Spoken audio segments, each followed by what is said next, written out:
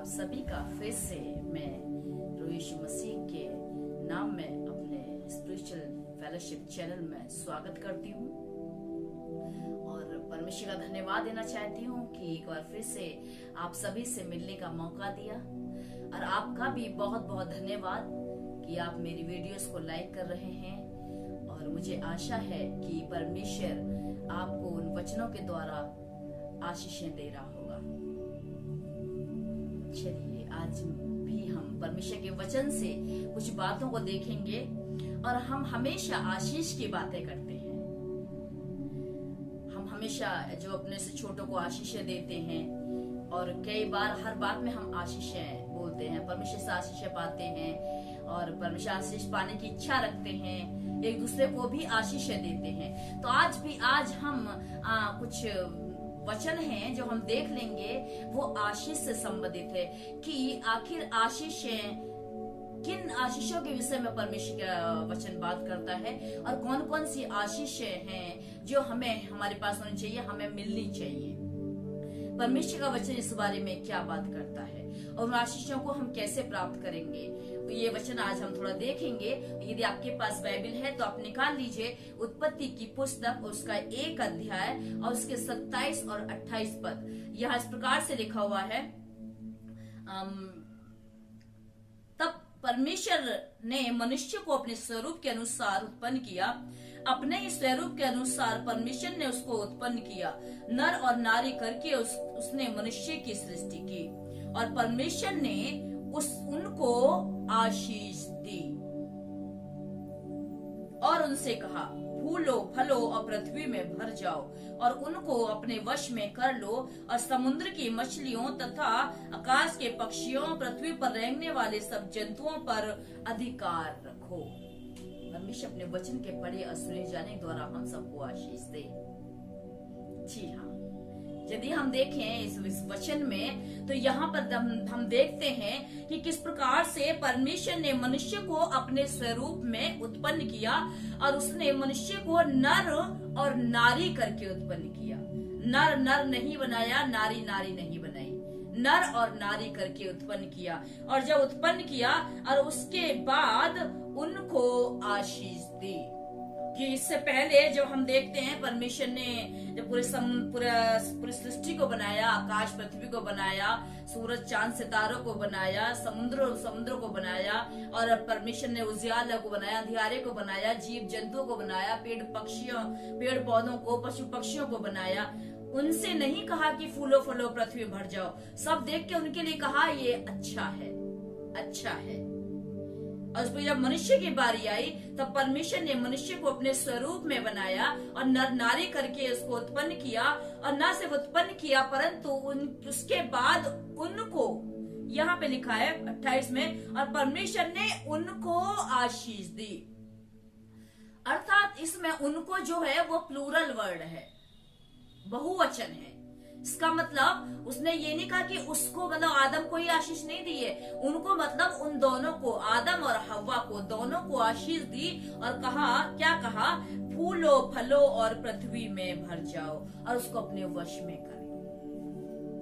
जब हम आशीष की बातें करते हैं, जो हम चाहते हैं कि वो आशीष क्या है, तो फूलो फलो का मतलब सिर्फ कहते हैं हमारी जनरेशन से ही नहीं है कि हम सिर्फ फूले फले मतलब बच्चे पैदा करें या हम बढ़ते जा पृथ्वी पर, नहीं।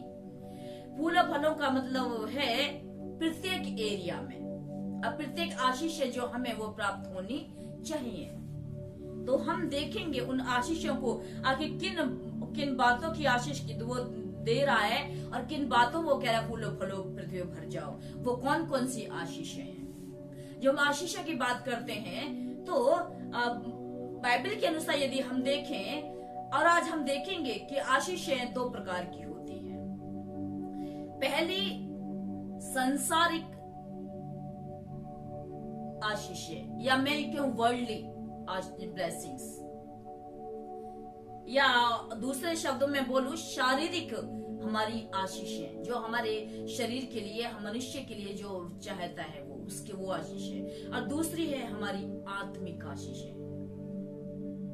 और उसमें हम देखेंगे, पहला हम देखेंगे कि आखिर आत्मिक आशीषें वो कौन कौन सी हैं जो परमेश्वर हमें देना चाहता है और वो हमें मिलनी अति ही आवश्यक है। तो पहली जो आशीष है वो है छुटकारे या पाप क्षमा की आशीष। छुटकारा या पाप क्षमा की आशीष अर्थात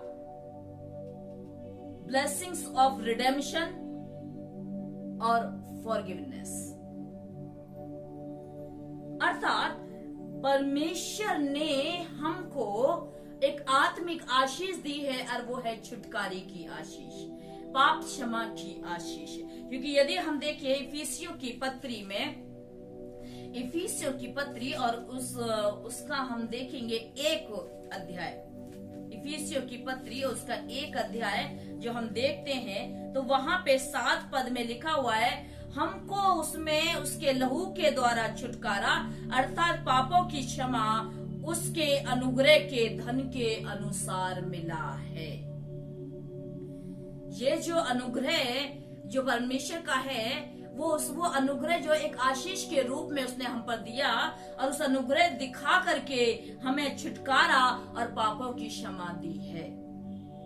और यदि हमको पापों की क्षमा मिली है, हमको छुटकारा मिला है पापों से, इसका मतलब हमें आशीष मिली है, वो छुटकारे की आशीष मिल गई है। चाहे वो छुटकारा दुष्ट आत्मा से है, बीमारियों से है, पाप से है, श्राप से है, हर बात से उसने हमें छुटकारा दे दिया। और ये है सबसे बड़ी आत्मिक आशीष, आत्मिक आशीष जो मुझे और आपके मिलनी बहुत ही आवश्यक है। और यदि हम प्रभु यीशु मसीह में विश्वास करते हैं, यदि हम चर्च जाते हैं, यदि हम भजन गाते हैं, उसको यीशु को जानते हैं और हमें अभी तक पापों की क्षमा की आशीष नहीं मिली है, तो हमारा चर्च जाना, वर्शिप करना, प्रार्थना में जाना, विश्वास करना सब व्यर्थ है। क्योंकि ये एक पहली आत्मिक आशीष है जो परमेश्वर ने अपने पुत्र प्रभु यीशु मसीह के लहू बहाए जाने के द्वारा मुझे और आपको दी है। दूसरी आशीष, और दूसरी आशीष वो है उद्धार या परमेश्वर के साथ फिर से मेल कराने की आशीष, या मैं यूं कहूं द ब्लेसिंग्स ऑफ साल्वेशन और रिकंसिलिएशन। अर्थात जब हम जानते हैं जब आदम और हव्वा ने पाप किया तो उनका जो रिश्ता है वो परमेश्वर से अलग हो गया, उनके अंदर दूरी आ गई। लेकिन उस दूरी को मिटाने के लिए मनुष्य का, आदम का परमेश्वर से फिर से उसका मेल कराने के लिए परमेश्वर ने उद्धार की आशीष दी, उद्धार की आशीष दी। क्योंकि यदि हम देखें भजन संहिता उसका 3रा अध्याय, भजन संहिता और उसका 3रा अध्याय और उसके 8वें पद में लिखा हुआ है, भजन संहिता उसका 3रा अध्याय और उसके 8वें पद में यहाँ लिखा है, उद्धार यहोवा ही से होता है, हे यहोवा तेरी आशीष तेरी प्रजा पर हो। उद्धार यहोवा ही से होता है और तेरी ये आशीष तेरी प्रजा पर हो। कौन सी आशीष? उद्धार की आशीष, उद्धार की आशीष, परमेश्वर से फिर से मेल कराने की आशीष। हमारा परमेश्वर से फिर से मेल कराया, क्योंकि यूहन्ना 3:16 में साफ लिखा हुआ है कि परमेश्वर अपने पुत्र को इस जगत पर इसलिए भेजा है क्योंकि उसने इस जगत से ऐसा प्रेम रखा कि उसने अपने इकलौते पुत्र को दे दिया ताकि जो कोई सो विश्वास करे वह नाश न हो परंतु अनंत जीवन पाए, उद्धार पाए, छुटकारा पाए। और वही ये है दूसरी आशीष जो मनुष्य को मिलती है, जो मिलती है। क्योंकि इसी के भजन संहिता उसका 24वां अध्याय और उसके 5 पद में इस प्रकार से लिखा है,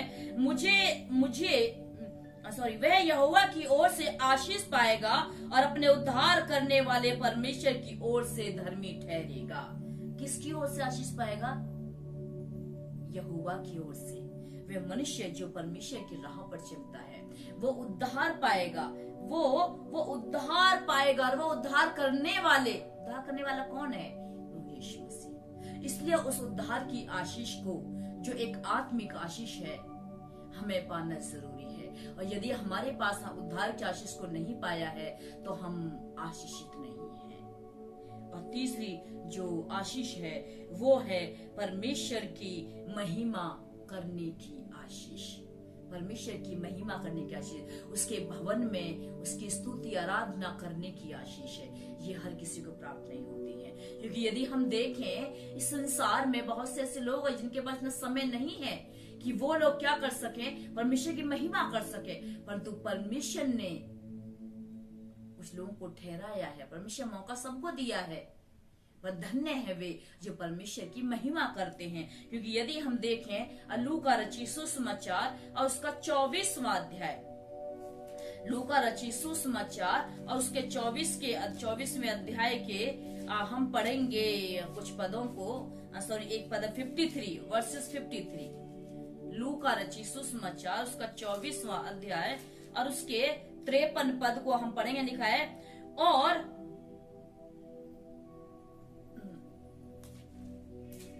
यहाँ इस प्रकार से लिखा है उसका 53वां, और वे लगातार मंदिर में उपस्थित होकर परमेश्वर की स्तुति किया करते थे।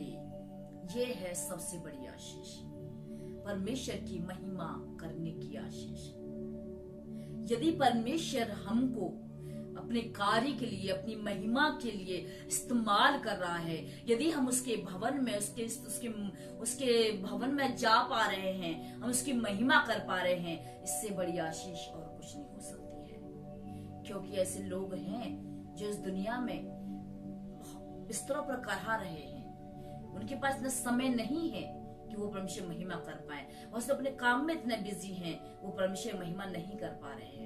लेकिन यदि हमें प्रभु ने ये मौका दिया है तो हम आशीषित हैं। और ये हैं आत्मिक आशीषें जो मुझे और आपको मिलनी अति आवश्यक है, जो मेरे और आपके पास होनी चाहिए, जो हर एक विश्वासी के पास ये आत्मिक आशीषें होनी चाहिए। छुटकारा और उद्धार की आशीषें, और मेल मिलाप की आशीषें, पाप क्षमा की आशीषें, परमेश्वर की महिमा करने की आशीषें, ये थी आत्मिक आशीषें जो हर एक मनुष्य को मिलनी चाहिए। और दूसरी होती है संसारिक आशीषें। संसारिक आशीषें, वर्ल्डली ब्लेसिंग्स। वर्ल्डली ब्लेसिंग्स मनुष्य के लिए दोनों ही ब्लेसिंग्स बहुत जरूरी है, दोनों प्रकार की आशीषें बहुत जरूरी हैं, क्योंकि मनुष्य के लिए आत्मिक आशीष भी जरूरी है और उसे संसारिक आशीषें भी जरूरी है। और ये परमेश्वर देता है, इससे प्रभु यीशु मसीह के द्वारा ही हमको मिल सकता है। आइए हम बहुत जल्दी से देखेंगे कि वो कौन कौन सी सांसारिक आशीषें हैं जो परमेश्वर हमको देता है, और वो हम देखेंगे। पहली आशीष है वो है धन की आशीष। परमेश्वर कभी नहीं चाहता कि हम गरीब रहें, हम कंगाल रहें। वो चाहता है कि हम धनी रहें, और जो धन परमेश्वर हमको देता है वह उसमें दुख नहीं मिलाता। क्योंकि परमेश्वर का वचन यदि हम देखें, नीति वचन और उसका 10वां अध्याय, नीति वचन उसका 10वां अध्याय उसके 22 पद में लिखा है, धन यहोवा की आशीष ही से मिलता है और वह उसके साथ दुख नहीं मिलाता। धन यहोवा ही की आशीष से मिलता है। इस संसार में ऐसे लोग हैं जिनके पास बहुत धन है, अपार धन है, परंतु उनके पास वो सुख नहीं है, वो बिना दुख का धन नहीं है, उनमें कहीं ना कहीं दुख भरा पड़ा है। लोग पास अपार आशीष दे रखी परमेश्वर, बहुत सारे धन है, लेकिन बच्चे नहीं है किसी के पास। बच्चे हैं भी तो वो भी अपाहिज है। लोग कुत्ते बिल्लियों को पाल पाल के अपना समय पास करते हैं। क्यों? प्रभु ने धन तो बहुत दिया लेकिन आशीष नहीं दी, उस धन में दुख मिला दिया है। बहुत से धन है उनके पास लेकिन बीमारियां लगी हुई हैं, और वो बीमारियां वो उस धन को खाए जाती हैं, कहीं हॉस्पिटल में, कहीं कोर्ट कचहरियों में और अन्य व्यभिचारों में, अन्य गलत संगति में, दुनिया भर की शराब की नशे की लत में, इन सबों में पैसा बर्बाद हो रहा है। वो आशीष नहीं होती है। आशीष वो होती है, धन की आशीष वो होती है जो परमेश्वर देता है और जिसके साथ वह दुख नहीं मिलाता। यदि हम थोड़ा भी धन कमा रहे हैं, वो उसमें भी हमें थाउजेंड्स के बराबर वो हमें आशीष देता है। थाउजेंड्स गुना, 1000 गुना वो आशीष हमको उसी में देता है, क्योंकि वो उस धन के साथ दुख नहीं मिलाता, दुख नहीं मिलाता। क्योंकि यदि हम देखते हैं फिलिपियों की पत्री उसका 4 अध्याय, फिलिपियों की पत्री और उसका 4 अध्याय और उसके 19वें पद में लिखा हुआ है कि मेरा परमेश्वर भी अपने उस धन के अनुसार जो महिमा सहित मसीह यीशु में है तुम्हारे हर एक घटी को पूरा करेगा। वो परमेश्वर वो धनी है और अपने उस महिमा के धन के अनुसार वो हमारी सारी घटियों को पूरा करता है। अर्थात वो धन की आशीष हमें देता है जो संसार में रहते हुए एक मनुष्य के लिए बहुत ज्यादा जरूरी है।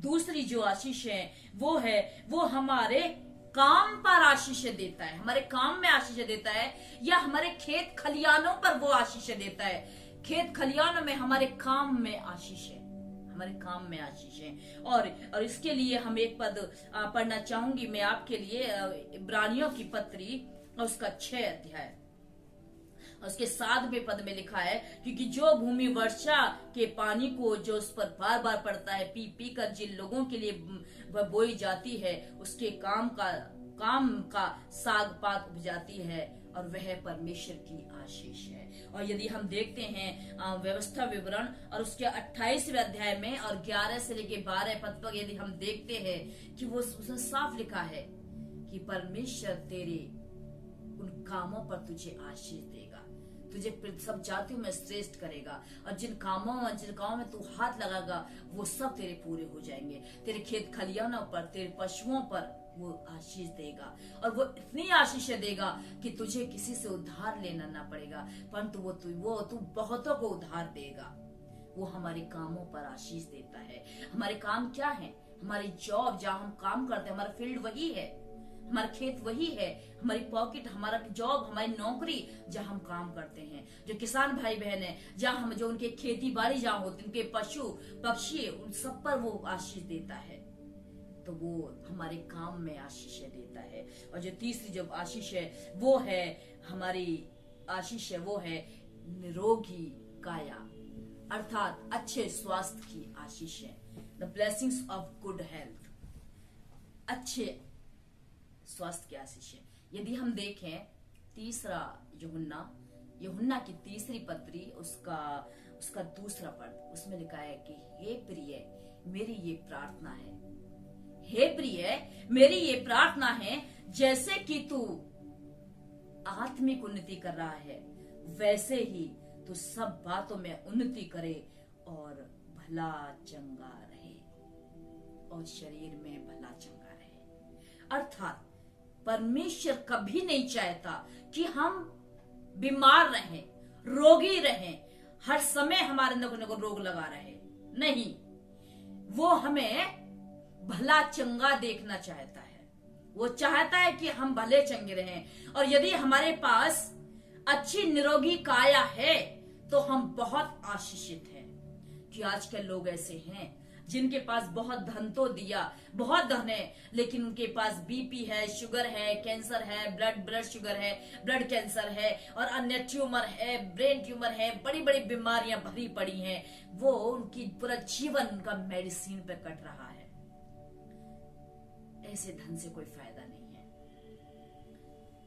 ऐसे शरीर से कोई फायदा नहीं है जो रोग सहित हम जिसको उठा रहे हों। और यदि हम निरोगी हैं, बेशक हमारे पास बहुत धन ना हो, परंतु यदि हम निरोगी हैं, हमारे पास अच्छा स्वास्थ्य है, तो ये परमेश्वर की आशीष है कि परमेश्वर ने हमें अच्छा स्वास्थ्य दिया है, अच्छा स्वास्थ्य दिया है, क्योंकि वो कभी भी नहीं चाहता कि हम हमेशा रोगी बने रहें। क्योंकि बाइबल भरी पड़ी है, उसने कितने लोगों को बीमारी से छुटकारा दिया। पतरस के साथ कुछ ज्वर हो गया, यीशु मसीह तुरंत गए, हाथ पकड़ा, उसका चंगा कर दिया उसको, क्योंकि वो नहीं चाहता कि कोई बीमार रहे।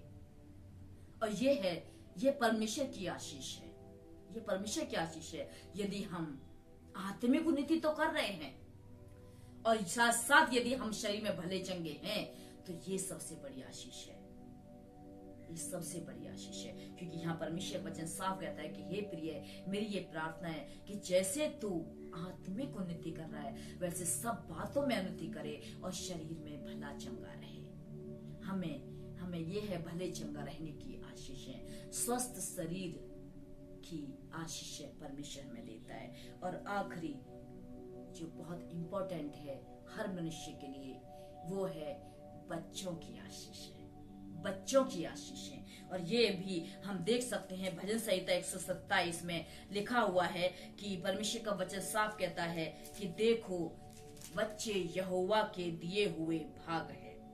भजन संहिता 127 के 30 पद में लिखा है, गर्व का फल उसकी ओर से प्रतिफल है। आज इस संसार में ऐसे लोग हैं जिनके पास बहुत कुछ है, गाड़ी है, बंगला है, घोड़े, नौकर चाकर, सब कुछ, धन दौलत है, शराब, सब कुछ दिया है, लेकिन औलाद नहीं है, औलाद नहीं है। वो तरसते हैं औलाद के लिए, रोते हैं, काश हमें एक बच्चा मिल जाए। लाखों करोड़ों रुपया देने के बाद भी बच्चे का सुख उनको नहीं मिलता। क्यों? क्योंकि बच्चों की आशीष सिर्फ और सिर्फ परमेश्वर ही दे सकता है, ये मनुष्य के एफर्ट से नहीं हो सकता। मनुष्य अपनी मर्जी से चाहे तो वो नहीं पा सकता है, ये परमेश्वर की आशीषें हैं। क्योंकि उसमें साफ लिखा है कि देखो बच्चे यहोवा के दिए हुए भाग हैं, गर्व का फल उसकी ओर से प्रतिफल है, उसकी ओर से प्रतिफल है, ये उसकी आशीषें हैं। और उसी में यदि हम देखें 128 के हम पहुंचते हैं 128 के 30 पद में लिखा है, तेरे घर के भीतर तेरी स्त्री फलवंत दाखलता सी होगी, तेरे मेज के चारों ओर तेरे बालक जलपाई के पौधे से होंगे। सुन, जो पुरुष यहोवा का भय मानता है वह ऐसी ही आशीषें पाएगा, ऐसी ही आशीषें पाएगा। कैसी आशीषें? बच्चों की आशीषें। हमारे जो बच्चे हैं वो हमारे जलपाई के पौधे के समान हमारे मेज के चारों ओर होते हैं। और ये है परमेश्वर की ओर से बच्चों की आशीषें, बच्चों की आशीषें। कैसे इनको प्राप्त करें, ये बहुत ज्यादा जरूरी है। और उसके लिए हमें पहला काम ये करना है कि वे मनुष्य को परमेश्वर के भय में चलना है, परमेश्वर के भय में चलना है। क्योंकि भजन संहिता 128 के 1 में लिखा है, क्या धन्य है हर एक जो यहोवा का भय मानता है और उसके मार्ग पर चलता है। जो उसके भय मानता है, जो उसके मार्ग पर चलता है, उसको ये सब आशीषें मिल जाएंगी, ये सब आशीषें मिल जाएंगी। बाइबल में उदाहरण से बाइबल भरी पड़ी है। सारा और अब्राहम का उदाहरण हम देख सकते हैं। हम कहते हैं नीति वचन उत्पत्ति की पुस्तक में, वहां पर सारा और अब्राहम का जिक्र है कि जब सारा जो अब्राहम था वो मरमे नामक बाग वृक्ष के बीच नीचे बैठा था, और उसने देखा कि 3 पुरुष हैं जो आए हैं। वो परमेश्वर के भय में रहता था अब्राहम, और जैसे ही पुरुषों को देखा अपने घर में लेकर गया और उनकी ओर दौड़, उसमें लिखा है दौड़ा, भागा, उनको तुरंत पकड़ के प्यार से उनको दंडवत किया, आदर सत्कार दिया, अपने घर लेकर के आया, उनको जो उसकी पहुनाई की, उनको भोजन कराया, अपने घर में ठहराया, उनको आदर दिया, क्योंकि वो परमेश्वर से डरता था, वो परमेश्वर का भय मानता था। और हम देखते हैं कि उसी बाद, तभी के बाद ही उन पुरुषों ने, वो परमेश्वर के दूतों ने उनको बेटे की आशीष दी। उसके बाद ही आइजाक का जन्म हुआ। उन्होंने कहा कि सारा आज से 9 महीने बाद सेब ऋतु में वो एक बेटे को जन्म देगी। देख सकते हैं सुनेमिन वाशी एक औरत थी जिसने एलीशा के लिए परमेश्वर के दास समझ करके उसके लिए अपने ऊपर की कोठरी में उसके लिए घर बनवाया, उसके लिए कोठरी बनवाई, उसको अपने घर में ठहराया, उसको मान सम्मान आदर सब कुछ दिया, और उसको भी परमेश्वर ने बेटे की आशीष दी। देख सकते हैं हम, ये परमेश्वर के ये वचन है, ये पूरा होता है जो हमें आशीष देता है। और भी उदाहरण बहुत है। लूत का उदाहरण देख लीजिए। सदोम और अमोरा में इतनी बदतमीजी बढ़ गई थी, इतना पाप बढ़ गया था कि जब परमेश्वर ने दूतों को भेजा उस सदोम को नाश करने के लिए, तब लूत की दृष्टि उन पर पड़ी और लूत ने उन दूतों को अपने घर में बुलाया, उनका आदर मान किया, क्योंकि लूत परमेश्वर से डरता था। उनको ठहराया, उनको भोजन वस्तु कराई। और जब सदोमी वासियों ने उन दूतों के साथ बदतमीजी करनी चाहिए, तब लूत ने अपनी बेटियों को भी नहीं रख छोड़ा। परमेश्वर के दासों को आदर किया, उनको छुपाया। और जब परमेश्वर के दासों ने ये देखा, दूतों ने ये देखा कि लूत किस प्रकार से परमेश्वर का भय मानता है और हमारा आदर मान किया है, तो लूत को बचा लिया। परमेश्वर आशीष देता है, उसने जीवन दान दिया, जीवन दान की आशीषें दी। वो आशीष देने वाला परमेश्वर है। और जब हम परमेश्वर के भय में चलते हैं, तो वो सारे आशीर्वाद, वो सारी आशीषें मुझे और आपको भी मिलती हैं। क्योंकि आखिरी में लिखा हुआ है व्यवस्था विवरण में, यदि हम जानते चाहते हैं, हम देख लें एक बार व्यवस्था विवरण उसका 28वां अध्याय, और उसमें बहुत सारी आशीषें हैं। और यदि आपके पास कभी जब समय मिलता है, आप जरूर पढ़िएगा व्यवस्था विवरण उसका 28वां। उसमें साफ लिखा है कि यदि तू अपने परमेश्वर यहोवा की सब आज्ञाएं जो आज मैं तुझे सुनाता हूँ चौकसी से पूरी करने को चित लगाकर उसकी सुने, तो पृथ्वी की सब जातियों में तुझे श्रेष्ठ करेगा। और फिर अपने परमेश्वर यहोवा की सुनने के कारण ये सब आशीर्वाद, ये सब आशीषें तुझ पर होंगी। सब आशीषें होंगी तुझ पर। कौन कौन सी आशीषें? हमारे खेत में हम धन्य होंगे, हमारी संतान अधन्य होगी, हमारी भूमि की उपज पर वो आशीष देगा, हमारी गाय भेड़ बकरी आदि पशुओं के बच्चों पर आशीष देगा, और वह हमें संभालेगा। और वहां पे साफ लिखा हुआ है कि 12 पद में लिखा है, यहोवा तेरे लिए अपने आकाश रूपी उत्तम भंडारों को खोलकर तेरी भूमि पर मेह बरसाया करेगा और तेरे सारे कामों पर आशीष देगा। और तू बहुतोरी जातियों को उधार देगा, परंतु तुझे किसी से उधार लेना नहीं पड़ेगा। और यहोवा तुझको पूछ नहीं किंतु सिर ही ठहराएगा, और तू नीचे नहीं परंतु ऊपर ही रहेगा। ये सारी आशीष है वो परमेश्वर मुझे और आपको अवश्य देगा। शर्त है कि हम परमेश्वर का भय माने, परमेश्वर के दासों का आदर करें, परमेश्वर के लोगों का आदर करें। क्योंकि यदि हम उसमें देखते हैं मत्ती रचित सुसमाचार उसके 10:42 में लिखा है कि यदि कोई मेरे दास को,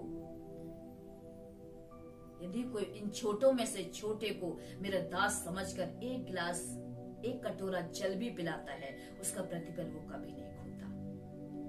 तो यदि हम परमेश्वर के नाम से कुछ करते हैं, परमेश्वर दास के लिए कुछ कर रहे हैं, इसका मतलब हम परमेश्वर के लिए कर रहे हैं। और जब हम परमेश्वर के भय में रहते हैं, तो हम परमेश्वर के दासों के लिए भी करते हैं, परमेश्वर दासों का भी भय मानते हैं। और जब हम करते हैं, तो वो सब आत्मिक आशीषें भी हमें मिल जाती हैं। इस प्रकार से यदि आप चाहते हैं कि आपको ये दोनों प्रकार की आशीषें मिले, आत्मिक आशीषें, spiritual blessings and worldly blessings, और स्पिरिचुअल आशीष में आपको उद्धार और क्षमा करने की आशीष मिले, और आपको परमेश्वर ने आपको आशीषें दी हैं, फिर से परमेश्वर से मेल मिलाप की आशीषें वो आपको देना चाहता है।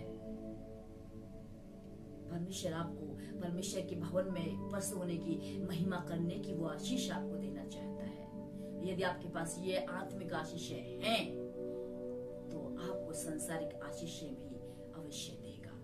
जो धन की आशीष है वो आपको देगा, आपके कामों पर वो आशीषें देगा, और आपके वो बच्चे की आशीषें वो आपको देगा। सारी आशीषें जो आप चाहते हैं वो आपको मिल जाएंगी। इसलिए आशीषें आपके हाथ में है, हमारे हाथ में है। हम जितना चाहें उसको बटोर सकते हैं। परमेश्वर वचन के द्वारा आप सभी को आशीष दे। आइए हम दुआ करेंगे। धन्यवाद पिता परमेश्वर, राज्यों के राजा, प्रभु के प्रभु, हमारा उद्धारकर्ता खुदा यीशु मसीह, तेरा धन्यवाद। तूने हमें संभाला है, अपनी पनाह में रखा, तुझे कोटि कोटि धन्य कहते मेरे राजा। ता परमेश्वर प्रभु जी, विशेष कर मेरी प्रार्थना है पिता परमेश्वर प्रभु जी, हमारे बहन भाइयों के लिए प्रभु, जो यूट्यूब के माध्यम से हमसे जुड़े हैं राजा, आप इनकी सहायता करें, मदद करें। आप इनको ये सारी आशीष आप दे दीजिए, आत्मिक आशीष, और प्रभु जी आप इनको संसारिक भी आशीष, सारी आशीष में इन हमारे बहन भाइयों के ऊपर बोलती है प्रभु जी, इनके जीवनों पे बोलती है पिता परमेश्वर। इनको आप आशीषित करें राजा, और ये किसी भी भली वस्तु से वंचित न रह जाए। यदि कोई बीमार है आप इन्हें छुएं और चंगाई दें। धन्यवाद और प्रार्थना सुनने के लिए यीशु मसीह के नाम से प्रार्थना